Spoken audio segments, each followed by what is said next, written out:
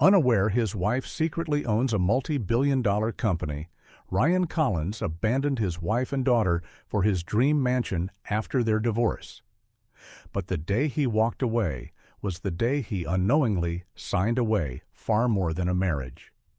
He thought he was escaping a small life, but he was leaving behind Emma Hayes, the quiet woman he called ordinary, who secretly owned a multi-billion-dollar company powerful enough to fund the very mansion he flaunted.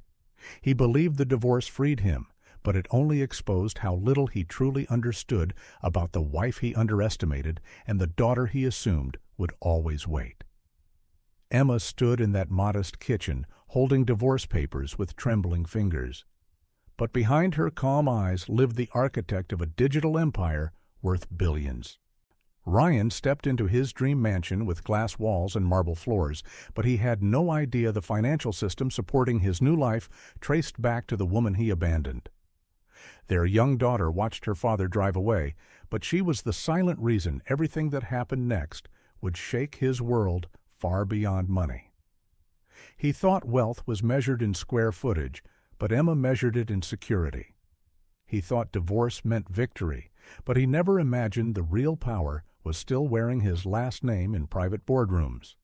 He believed abandoning his wife and daughter secured his dream mansion, but what he didn't know was that the multi-billion-dollar company she secretly owned was already moving pieces he couldn't see.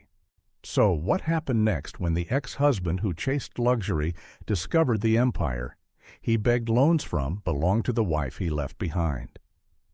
What happens when the dream mansion becomes a trap, but the ordinary woman he divorced holds the keys to everything? And when their daughter begins to ask questions no courtroom can silence, who truly wins, and who realizes too late what he abandoned? The envelope arrived on a Tuesday morning, sliding under the door of Ryan Collins' rented apartment with a soft, almost polite whisper. It did not look threatening. Cream-colored, official, heavy. The kind of envelope that carried consequences without raising its voice. Ryan almost stepped over it on his way to the kitchen. Bills had become routine. Final notices had lost their sting. But something about the thickness made him pause. He bent down slowly and picked it up. Superior Court, Family Division.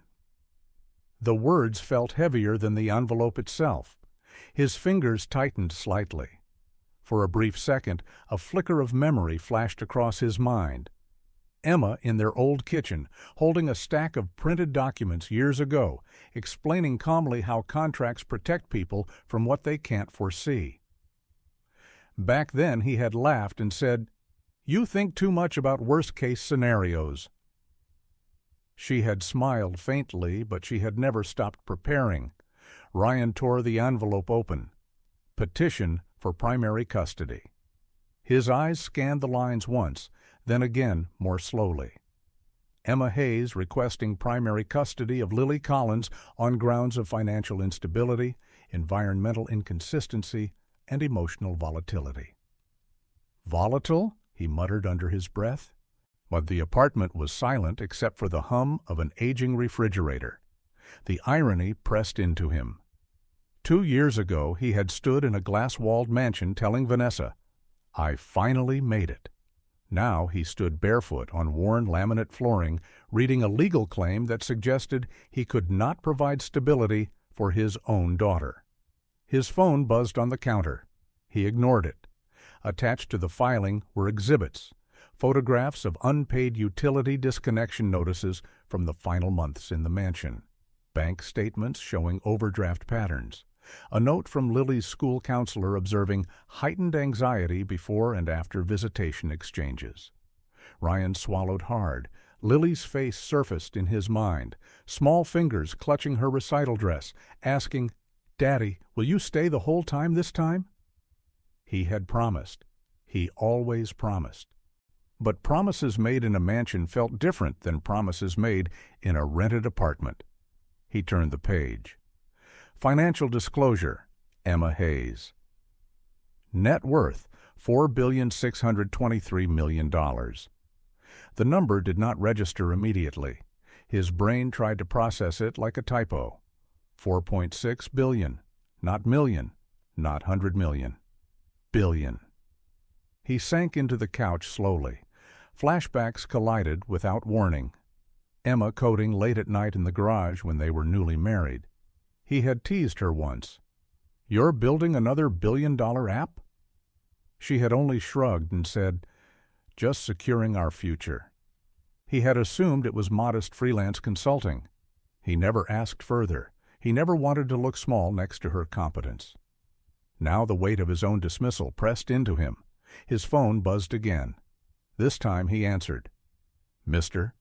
Collins?" The voice was smooth, measured. "Attorney Lawrence Bennett, representing Ms. Hayes." Ryan stood instinctively, as if posture could restore dignity. "Is this necessary?" A pause. "Your daughter's stability is necessary." "She's punishing me." "No," the lawyer replied calmly. "She is protecting her child." The call ended without drama. Ryan stared at his reflection in the dark television screen. He remembered standing in front of the mirror in the mansion's master bedroom, adjusting his tie, telling himself he had outgrown Emma's small thinking. He remembered the satisfaction of driving through those iron gates, believing he had proven something to the world. But the world had moved on quickly. Emma had not chased headlines. She had quietly expanded. There had been signs. Under the anonymous investor who funded Collins Estates. The swift approval of large capital injections. The financial institution named Corlink Financial Group that handled his restructuring attempts. He had never questioned why approvals came so fast or why oversight felt distant. He thought he had impressed investors. He had never considered he was being evaluated. Across the city, Emma stood in her office, the skyline reflecting against the glass. The custody filing rested on her desk. Her fingers hovered over it briefly before she closed the folder. In the reflection, she saw not the CEO of a multi-billion-dollar company, but a mother remembering Lily whispering one night, "Mom, Daddy's house feels temporary." Temporary? Emma's own childhood surfaced quietly, her father at the kitchen table calculating overdue notices, on her mother pretending not to worry. She had promised herself her daughter would never feel that uncertainty, not even for love. Her phone buzzed, a message from Mia. "He's been served." Emma inhaled slowly. She did not feel victorious. She felt resolved. Back in the apartment, Ryan scrolled through old photos on his phone. Emma laughing in the rain, Lily asleep on his chest. The old suburban house he once called suffocating now looked warm in retrospect. He whispered into the quiet room. How did I not see it? The question hung unanswered. Outside, traffic moved normally. Inside, something fundamental had shifted. The dream mansion had promised elevation, but this envelope had revealed gravity. And for the first time since the divorce, Ryan was not afraid of losing money. Like he was afraid of losing the one person who still called him Dad. The courtroom did not look dramatic. It looked ordinary. Beige walls, wooden benches, fluorescent lights that flattened everyone equally. But for Ryan Collins, it felt like standing inside a glass box while the world watched, because the world was watching. A business reporter stood near the entrance, whispering into her phone. A local blogger sat 2 rows behind him, pretending not to stare. The headline had already begun forming online. Tech billionaire seeks custody from bankrupt ex-husband. Ryan adjusted his tie. It was the same tie he used to wear during investor meetings in the mansion study, back when he believed presentation could compensate for cracks underneath. His lawyer leaned in. "You need to stay calm. The judge is focused on stability." Stability? The word felt personal. Across the aisle, Emma sat beside her attorney. Navy suit, minimal jewelry, hair neatly pinned back, no dramatic entrance, no arrogance, just stillness. That stillness unsettled him more than anger would have. For a brief moment, he saw her the way she used to look when Lily had a fever, quiet, calculating, protecting. The judge entered. "Mr. Collins, Ms. Hayes," the judge began, voice firm but not hostile. "We are here to determine the custodial arrangement in the best interest of the child." Not the parents, the child. Ryan's lawyer stood first, outlining his visitation consistency, his effort to regain financial footing, his temporary setbacks. Temporary? The word echoed again. Then Emma's attorney stood, measured, controlled. "Your Honor, Ms. Hayes is not seeking to remove Mr. Collins from their daughter's life. She is seeking to ensure that Lily Collins experiences predictable housing, stable schooling, and emotional continuity. No attack, no accusation, just documentation. Photos of Ryan's temporary rental agreements. Utility shutoff notices from the mansion months before repossession. A counselor's note describing Lily's anxiety when plans changed unexpectedly." Ryan clenched his jaw. He wanted to object. He wanted to say, that mansion was supposed to be her dream too.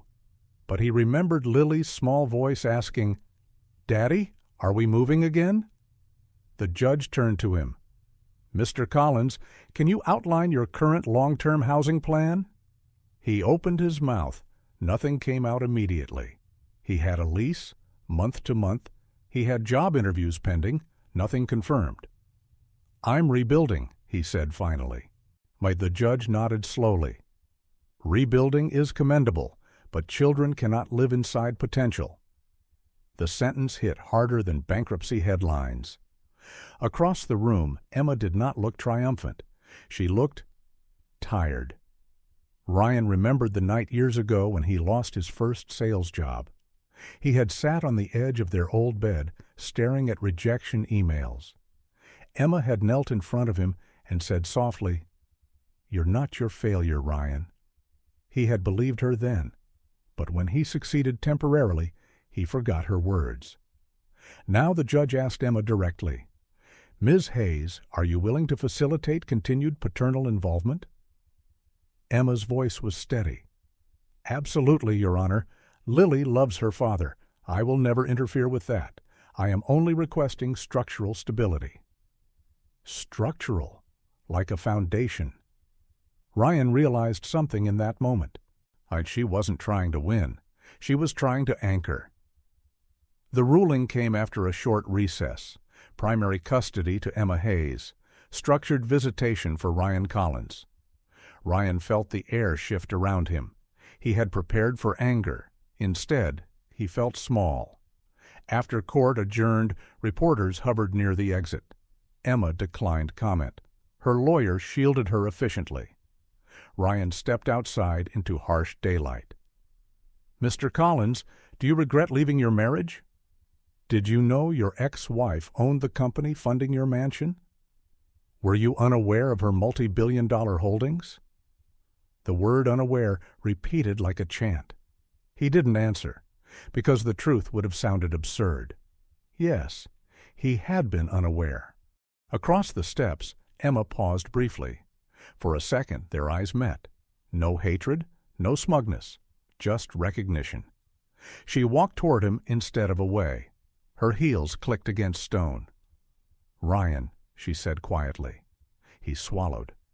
"You didn't have to do this publicly." Her gaze softened slightly. "I didn't. The system did." He looked at her. "For what it's worth. I never meant to hurt Lily." Emma studied him carefully. "I know." That was worse than anger, because it meant she understood him. "But intention doesn't erase impact," she added gently. A breeze passed between them. In that moment, Ryan felt the full contrast of their philosophies again. He had chased height. She had built foundation. As Emma turned to leave, she paused. "You can still be her father," she said calmly. "But you have to decide who you want to be." The sentence followed him long after she entered her car. That night, in his apartment, Ryan sat alone. No reporters, no lawyers, just quiet. He opened his laptop. Instead of searching headlines about himself, he typed something different. How to rebuild credibility after public failure. He stared at the search results. For the first time in years, he wasn't trying to impress anyone. He was trying to understand himself. And across the city, in a high-rise office lit softly against the night skyline, Emma stood by her window once more. Mia stepped in quietly. "The ruling was fair," Mia said. Emma nodded. "It wasn't about fairness." Mia tilted her head. "It was about Lily." Emma exhaled slowly, but deep inside she knew something else too. Ryan had just lost custody dominance. But he hadn't lost the story yet. What he chose next would decide whether this was a fall or the beginning of a different kind of rise. Friday evening arrived with quiet tension. The school auditorium smelled faintly of polished wood and stage dust. Parents filled the seats with bouquets and cameras ready. The soft hum of anticipation drifted through the air. Ryan sat in the third row, not the front, not the back, somewhere in between. He arrived 30 minutes early, not because he wanted to be seen, but because he needed to prove something to himself. Across the aisle, Emma entered with calm grace, Lily's small hand wrapped around hers. Lily wore a pale blue recital dress, her curls pinned carefully to one side. When she spotted Ryan, her face lit up instantly. "Daddy!" she whispered loudly, breaking free from Emma and running toward him. Ryan knelt quickly, catching her mid-step. "You came," she said, as if she hadn't been sure. "Of course I came," he replied, forcing warmth into his voice. Emma watched quietly, not interfering, not hovering, but observing. There had been a time when Lily's excitement at seeing her father would have made Emma feel secure. Now it made her cautious. Because love without stability creates confusion. The lights dimmed. Children lined up backstage. Ryan's phone buzzed. A notification banner flashed briefly across the screen. Financial review update. Pending final settlement. He locked the screen immediately. Not tonight. The performance began. Soft piano notes filled the room. Lily stepped onto the stage, small but determined. Her fingers trembled slightly before she began her routine. For a brief second, she searched the crowd. She found him. Her shoulders steadied. Ryan felt something shift in his chest. For years he had chased rooms where strangers clapped. But this tiny glance from his daughter meant more than any investor applause ever had. Mid-performance, a quiet memory surfaced. Lily, at age 5, sitting on the kitchen counter while Emma flipped pancakes. "Daddy, when I dance, will you watch me forever?" He had laughed then. "Forever's a long time, kiddo." She had replied, "Then don't leave early." He had forgotten that moment, until now. The recital ended with soft applause and proud tears from parents around them. Lily ran into the lobby afterward, breathless and glowing. "Did you see my turn at the end?" she asked Ryan. "I saw everything," he said honestly. She smiled. Then her expression shifted slightly, a child processing something beyond her years. "Daddy," she said quietly, "are you going to move again?" The question landed softly but carried weight. Ryan hesitated. "No," he said carefully, "I'm staying." "For how long?" The innocence of the question cut deeper than accusation ever could. Emma stepped closer, not to interrupt, but to witness. Ryan crouched so he was eye level with Lily. "I'm working on making things steady," he admitted. Lily studied his face like she was searching for truth behind words. "Mom says steady means safe," she said. Emma's breath caught slightly. Ryan looked up at Emma briefly. Their eyes met.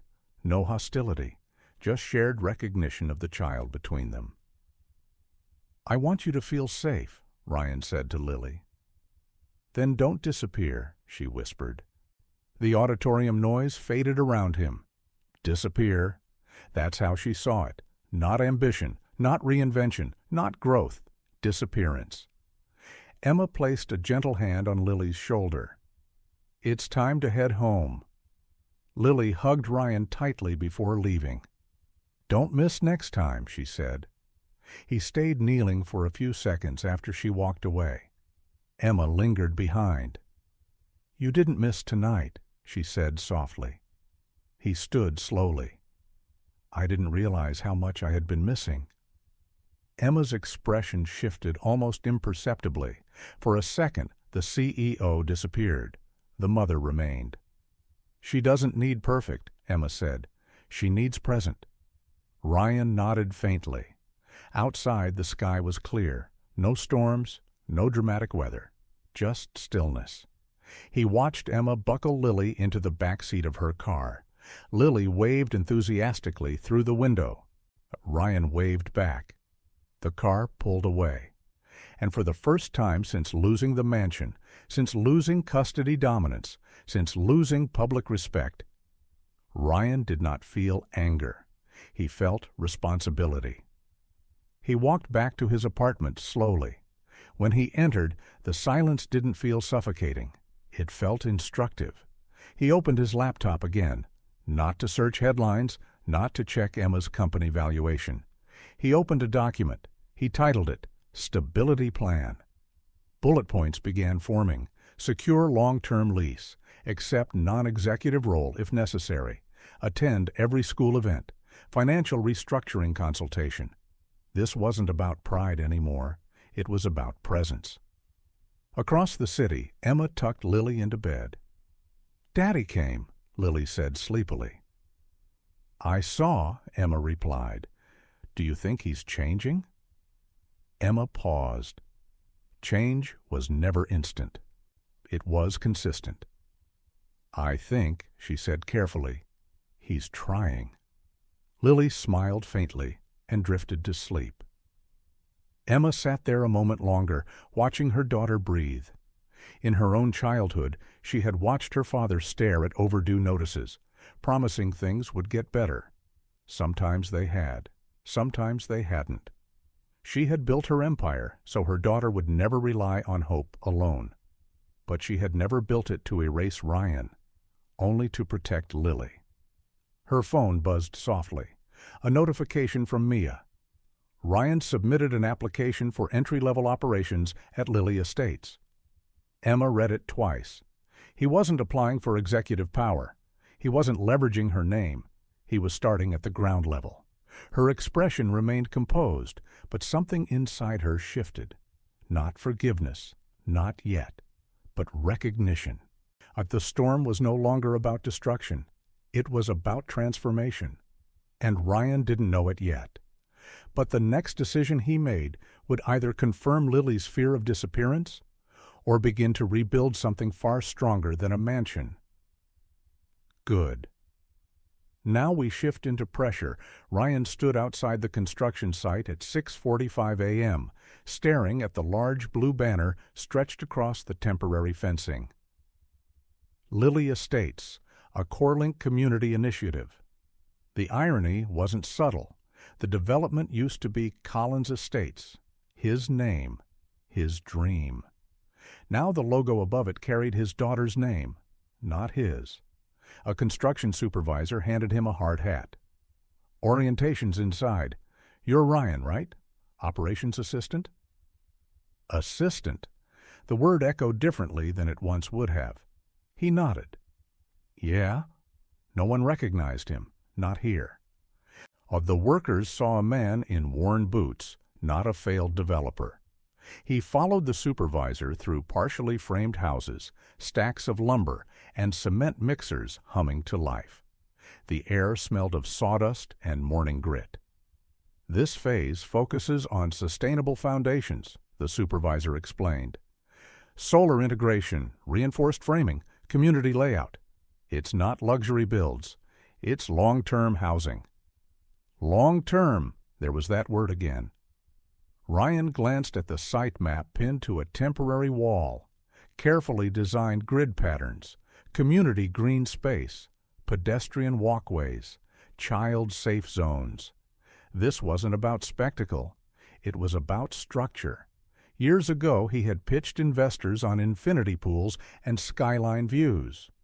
Back then, Emma had quietly suggested, "What if you build something people can grow old in?"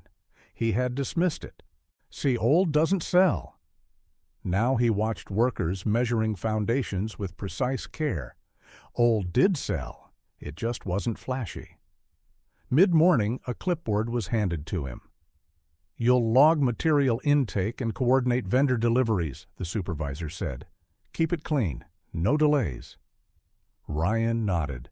He had once signed 7-figure contracts without blinking. Now he double-checked wood shipment numbers. But strangely, the simplicity steadied him.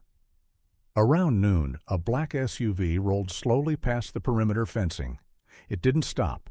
It didn't honk. But it slowed. Ryan recognized the vehicle instantly. Emma? She didn't step out. She didn't need to. From inside the tinted window, she surveyed the site quietly. Not for him. For the build. For Lily's future community.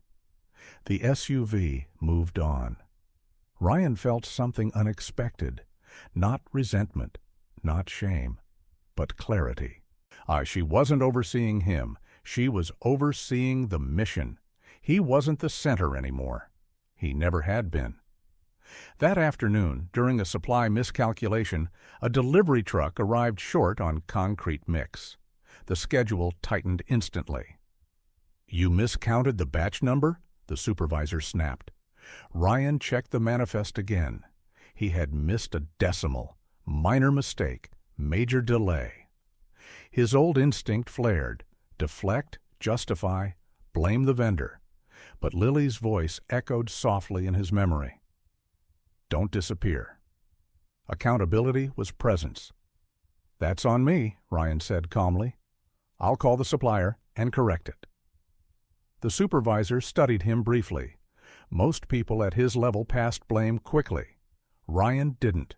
He fixed it, stayed late, logged the correction personally. As dusk settled, the site quieted.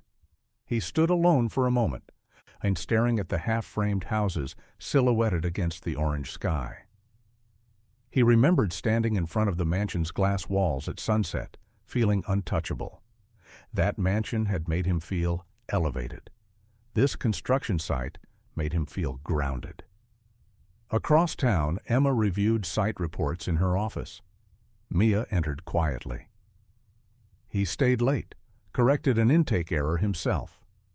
Emma's expression didn't change, but she remembered something. Years ago, when they were newly married, Ryan once stayed up all night assembling Lily's crib after misreading the instructions. He had refused help. "If I mess it up, I fix it." He used to take ownership. Somewhere along the way, pride replaced responsibility. "Keep observing," Emma said softly. She wasn't testing him, but she wasn't blind either. Back at the site, Ryan received a text. From Lily. "Mom says you're building houses with my name." He smiled faintly. "Yeah? Pretty cool, huh?" A moment passed. Then she replied, "Does that mean you're staying?" The question hit again, not aggressive, just honest. Ryan looked at the unfinished homes around him. Wood frames, open spaces, potential. "I'm trying," he typed back. 3 dots appeared, then stopped, then appeared again. "Trying is good," she replied. He exhaled slowly. He realized something in that moment. Emma's wealth had never been the true power in this story. Consistency was. That night, as he walked to his car under the fading sky, he didn't feel small. He felt measured. He understood now that building foundations required patience. And patience required ego to die first. Across the skyline, Emma stood by her office window once more, not watching him, but thinking. The custody ruling had protected Lily's stability, but something else was shifting too. If Ryan continued this path, he wouldn't just rebuild employment, he might rebuild character, And that possibility frightened her more than his collapse ever had, because rebuilding character meant something unpredictable. It meant growth, and growth changes everything. Good. Now we raise the temperature. 3 weeks later, Lily Estates Phase 1 was nearly complete. The houses stood in clean rows, solar panels glinting under the afternoon sun. Landscaping crews planted young trees along walkways designed for children to ride bicycles safely. The project had become more than a development. It had become a symbol. And symbols attract attention. That morning, a business news van parked outside the construction site. Ryan noticed it immediately. A reporter stepped out, adjusting her blazer, scanning the banner overhead. Lily Estates, a Corelink community initiative. "Is this the former Collins Estates site?" she asked a crew member casually. Ryan felt the air shift. The crew member shrugged. "Before my time." But the reporter's eyes had already landed on him. Recognition flickered. "You're Ryan Collins, aren't you?" The workers nearby paused. He could lie. He could walk away. He could pretend not to hear. Old Ryan would have leaned into it, spoken about redemption, spun a narrative. New Ryan felt something else. Exposure. "Yes," he answered calmly.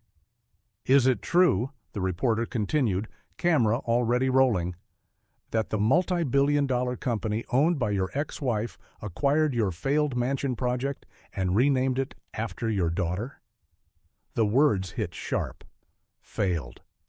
Ex-wife. Multi-billion-dollar company. The crew watched silently. Ryan inhaled slowly. He remembered the courtroom, the judge's words. Lily asking, "Are you staying?" The reporter pressed again. "Do you feel replaced? Outmatched? Embarrassed?" A year ago, humiliation would have triggered anger. Now it triggered reflection. "I feel," Ryan said carefully, "like I misunderstood what building meant." The reporter blinked. "That's not what I asked." "I know," he replied. The camera zoomed slightly closer. He could see his reflection in the lens, not polished, not powerful, but honest. "I thought success meant owning something impressive," he continued. "But this project isn't about impressing anyone. It's about giving families stability." The crew shifted subtly. Some nodded. The reporter tilted her head. "So you're comfortable working under the empire your ex-wife secretly owned?" There it was, secretly owned, unaware. The title of his life condensed into a single accusation. Ryan paused. Flashbacks surged quietly. Emma at their kitchen table reviewing spreadsheets late at night. Emma insisting on privacy clauses in early contracts. Emma once saying softly, "Not everything powerful needs to be loud." He had mistaken quiet for small. "That empire," Ryan said evenly, "was never mine to own. I just didn't realize it." The reporter seemed almost disappointed by the lack of drama. "But she funded your mansion without you knowing," she pressed. "Yes," he admitted, "and she repossessed it." "Yes." "And now you work here?" "Yes." The repetition created silence heavier than defensiveness would have. "So this is revenge?" she tried again. Ryan shook his head. "No, it's correction." The word landed. Behind him, one of the crew members resumed hammering. Work continued. The reporter lowered the microphone slightly. "Do you regret abandoning your wife and daughter for your dream mansion?" The question sliced clean. For a moment, the old instinct flared. Protect pride. But pride had already cost him too much. "Yes," he said. No elaboration, no excuse, just yes. The reporter held his gaze. That single word carried more weight than a speech ever could. Across the city, Emma watched the live segment replay in her office. Mia stood nearby. "He didn't deflect," Mia observed. Emma's eyes stayed on the screen. Ryan's face looked different, less sharp, less defensive. "Is it real?" Mia asked quietly. Emma didn't answer immediately. Years ago, when Ryan first proposed, she had seen hunger in him, not greed, but hunger for validation. That hunger had grown into pride, pride into comparison, comparison into dissatisfaction. Now she saw something else, absence of ego, but transformation under pressure is fragile. "We'll see," Emma finally said. Back at the site, the reporter packed up. As she left, one of the younger workers approached Ryan cautiously. "You were that guy?" "Yeah." "Must be weird." Ryan smiled faintly. "It's clarifying." The worker nodded slowly, processing that. Later that evening, Ryan sat alone in his apartment watching the segment replay online. Comments scrolled beneath the video. Some mocked him, some praised his humility, some accused him of using redemption for sympathy. He didn't reply. He didn't argue. He closed the laptop. His phone buzzed. "Lily? I saw you on TV." His heart skipped. "Was it bad?" he asked. "No," she replied. "You look different." "Different? How?" "Like you weren't trying to win." He stared at the screen for a long moment. "That's good?" he typed. "Yes," she answered.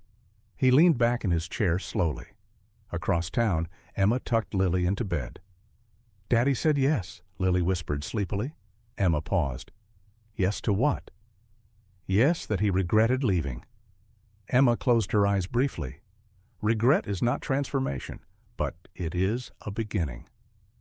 When Emma stepped into the hallway, her phone buzzed. A message from the board. "Media response strategy?" She typed back, "No response. Let the work speak." Because the real test wasn't public perception, it was consistency over time. And tomorrow would bring something neither of them expected. A financial audit alert had just triggered inside CoreLink's internal system. An irregularity tied to the early funding of Collins Estates. A signature and overlooked clause. Something that suggested Ryan may have unknowingly signed away more than property. Emma's eyes narrowed slightly. This wasn't about revenge, but it might be about protection. Because if someone had manipulated those early contracts, the story wasn't finished, and Ryan's redemption might collide with a deeper truth. The audit alert came at 11:42 p.m.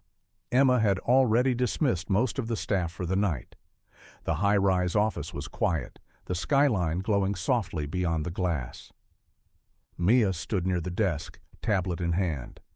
"It's from 2 years ago," she said carefully. "When Collins Estates first secured expansion capital." Emma's fingers moved across the screen slowly. Contract Clause 14B, conditional collateral transfer under liquidity failure. The clause was aggressive, unusually aggressive. Ryan's signature sat at the bottom. But there was another signature, too, an executive from a financing intermediary firm that CoreLink later absorbed. Emma's eyes narrowed slightly. "This wasn't standard," she murmured. She remembered that period vividly. Ryan had been ambitious, rushed, eager to secure quick leverage for the mansion project. She had advised caution once, gently. "Read the fine print," she had said at dinner. He had waved it off. "I finally have real investors." Now the audit suggested something else. The intermediary firm had structured the deal in a way that guaranteed forfeiture at the first sign of instability. It wasn't mentorship capital. It was predatory positioning. Ryan hadn't been strategically outplayed by Emma. He had been maneuvered by opportunists who recognized his hunger. And Emma's acquisition of that intermediary firm later had automatically transferred enforcement rights to CoreLink. She leaned back slowly. This changed something. Not the repossession, that had been legal and necessary, but the narrative. Across town, Ryan was reviewing site materials at his kitchen table when his phone rang. Emma. He froze for half a second before answering. "Hello?" "Can you meet tomorrow morning?" her voice asked calmly. There was no hostility in it. "Is this about Lily?" he asked instantly. No. It's about a contract you signed. Silence stretched briefly. Okay, he said. The next morning, Ryan walked into Corlink's headquarters again, not as a desperate debtor, not as a public embarrassment, but as a man uncertain of what he had missed. Emma stood near the conference table. No assistants, no lawyers, just them. She slid a printed copy of the contract toward him. "Do you remember signing this?" Ryan glanced at the pages. The mansion expansion deal. "Yeah," he said cautiously. "It secured Phase 2 funding." "Did you read Clause 14B?" He frowned slightly. It was collateral language. "It was liquidation acceleration language," Emma corrected gently. He scanned the clause more carefully this time. Immediate asset forfeiture under liquidity disruption exceeding 30 days. No renegotiation window. No protective buffer. His jaw tightened. "They told me it was industry standard." It wasn't? The realization hit slowly, not explosive, but heavy. "I was set up to fail," he said quietly. Emma shook her head slightly. "You were set up to be leveraged. Your urgency made you predictable." He looked up at her.